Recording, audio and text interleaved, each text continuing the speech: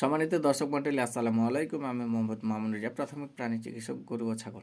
তো দর্শক, আজকে আপনাদের সামনে আমি একটি রোগ সম্পর্কে আলোচনা করব, যা আমাদের দেশে অতি ভয়ঙ্কর একটি রোগ। একসময় এই রোগে আমাদের দেশে ব্যাপক হারে গরু বাছুর মারা গেছে। তো এখন ভ্যাকসিন, বিভিন্ন এলাকায় ভ্যাকসিন দেওয়ার পর এই রোগটি একটু কমেছে। তো যেসব এলাকায় ভ্যাকসিন প্রচলিত কম, তাদের এলাকায় এখনও রোগটি মারাত্মক আকারে প্রকাশ পায়। তো বন্ধুগণ, এই রোগটির নাম হচ্ছে ত্বরকা। ত্বরকা একটি মরণঘাতী রোগ। তো এটি একটি ভাইরাসজনিত রোগ, অর্থাৎ এটি একটি ব্যাকটেরিয়াজনিত রোগ। এ রোগ হলে তেমন কোনো সময় পাওয়া যায় না প্রাণীকে বাঁচানোর জন্য, এবং চিকিৎসা দেওয়ার পরও তেমন কোনো সুফল থাকে না। তো এ রোগের লক্ষণ এবং চিকিৎসা সম্পর্কে আপনাদের সামনে আমি আলোচনা করব।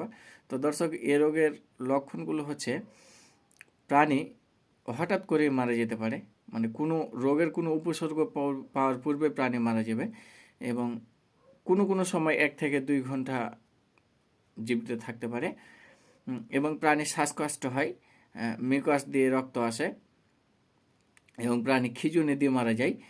জ্বর 103 থেকে 107 ডিগ্রি ফ্যারেনহাইটে থাকে, এবং হচ্ছে যে প্রাণীর মৃত্যুর পরে নাক, মুখ এবং বিভিন্ন ছিদ্র দিয়ে লালচে রক্ত বের হয়, অর্থাৎ কালচে রক্ত বের হয়। এসব লক্ষণ যদি আপনি আপনার প্রাণীতে দেখতে পান, তাহলে আপনি বুঝবেন যে আপনার প্রাণীটি ত্বরকা রোগে আক্রান্ত হয়েছে। তো দর্শক, এর চিকিৎসা হচ্ছে প্রোনাপেন 40, অর্থাৎ পেনিসিলিন গ্রুপের যে কোনো অ্যান্টিবায়োটিক, যেমন প্রোনাপেন 40 লাখ, কম্বিপেন, রেনেটা কোম্পানির কম্বিপেন 40 লাখ, একমি কোম্পানির, এসব অ্যান্টিবায়োটিক দিয়ে আপনি চিকিৎসা দিলে একটু ভালো সুফল পেতে পারেন। তো এর ব্যবহার বিধি হচ্ছে, একটি বড় গরুর জন্য 2 ভায়াল একসাথে, একদিন পর হচ্ছে 3 দিন। এবং এটা ছাড়াও আপনি স্টেপটোপেন, রেনেটা কোম্পানির, এসপিভেট, একমি কোম্পানির, এই ইঞ্জেকশানগুলো দিয়ে যদি আপনি চিকিৎসা দিন, 100 থেকে 150 কেজি দৈহিক ওজনের জন্য হচ্ছে একটি ইঞ্জেকশান শিরায় বা মাংসে 5 থেকে 7 দিন, তাহলে আপনার গরু ভালো সুফল পাবে, এবং আপনার গরু এই রোগ থেকে বাঁচতে পারে।